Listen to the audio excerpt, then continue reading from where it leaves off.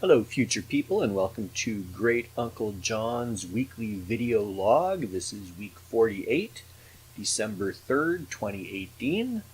We are in the home stretch, 3 more episodes, and then the much anticipated New Year's Eve Trump special. I've started to edit down my Great Uncle John's to just the Trump bits, and I'm only at the end of March, and it looks like it'll be a 2-hour special if I don't chop it significantly more, so chop I shall. I think a 30-minute retrospective will be quite sufficient.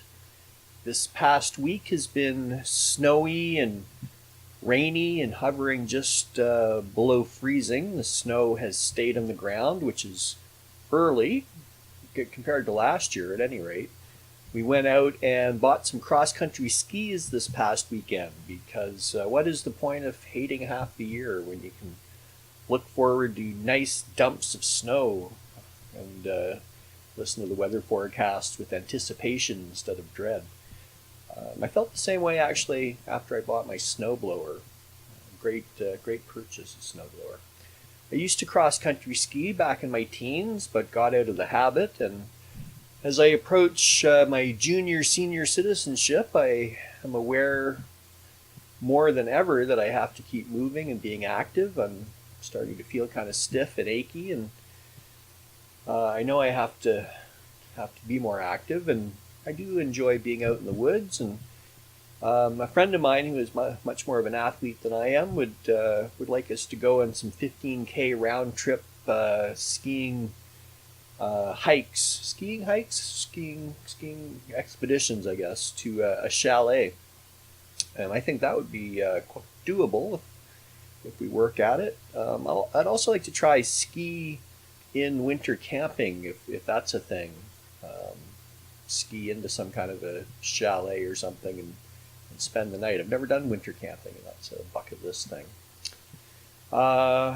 Maybe I'll do a cross-country ski vlog this winter. I don't want to stretch myself too thin time-wise, as I want to do my Metro Prepper show as well. Maybe I'll do a cross-country skiing and snowshoeing episode as part of the Preppers vlog.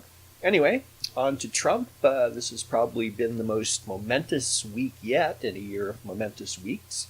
I was reminded during my editing that I predicted in the first episode that Trump wouldn't make it through 2018, and while that doesn't look likely, it may not be out of reason. Just checking out the latest Google News headlines for the past 7 days, the week started out with Trump threatening various trade partners, a former campaign aide, Papadopoulos, what's his name? George Papadopoulos, who went to prison for 2 weeks for lying to the FBI, which doesn't seem like much of a sentence, but he fought it pretty hard.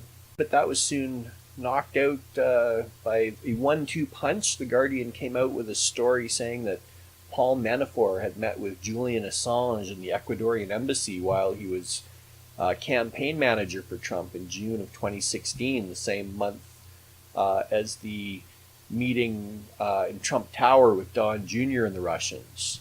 Possibly unrelated, Mueller yoinked Manafort's plea deal for being a liar.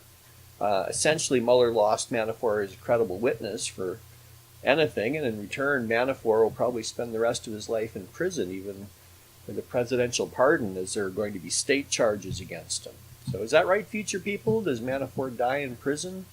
Does he trade his freedom for I don't know. What would he trade it for? The loyalty to Trump? Hardly, I don't think.